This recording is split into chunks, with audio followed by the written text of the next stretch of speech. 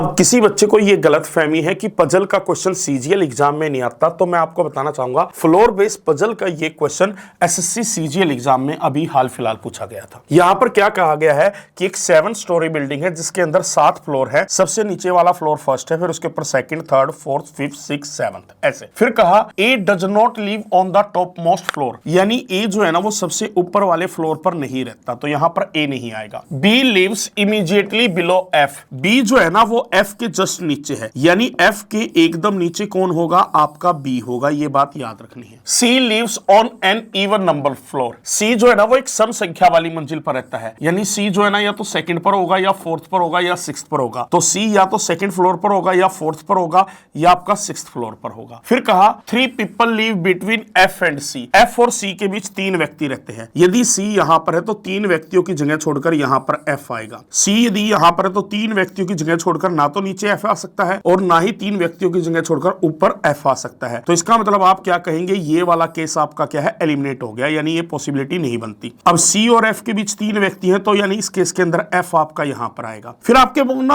आपको एक और बात पता थी कि एफ के जस्ट नीचे कौन रहता है? बी रहता है, यानी यहां पर आपका बी आएगा और यहां भी आपका कौन आएगा? बी आएगा। अब अगली बात, the number of people living between F and D is equal to the number of people living between D and C. F और डी के बीच जितने व्यक्ति रहते हैं ना उतने ही व्यक्ति डी और सी के बीच भी रहते हैं, ये हमें बताया गया है। फिर कहा है more than 4 people living between E and G, E और जी के बीच ना 4 से ज्यादा व्यक्ति रहते हैं, यानी वो 5 भी हो सकते हैं या 6 भी हो सकते हैं, 4 से ज्यादा है। अब प्यारे बच्चों एक और बात बताओ, यहां पर ई और जी मान लो यहां पर है तो मैक्सिमम उनके बीच में कितने हो सकते हैं? 5। तो ई और जी के बीच कंफर्म है कि कितने व्यक्ति होंगे? 5 होंगे। तो इसका मतलब क्या है बच्चों? ई और जी यहां पर इस केस में तो आ नहीं सकते, ये केस आपका एलिमिनेट हो गया बच्चों। तो इसका मतलब क्या हुआ? ध्यान दीजिएगा, मैं इसका एक और केस बना लेता हूं इस वाले का आपको समझाने के लिए। ई यदि यहां पर है तो जी यहां पर होगा, या जी यदि इधर है तो ई आपका यहां पर होगा। अब एक और बात हमें कही गई थी कि एफ और डी के बीच जितने व्यक्ति उतने व्यक्ति डी और सी के बीच होंगे, तो यानी इन दोनों केस के अंदर डी आपका 100% यहां पर होगा। क्यों?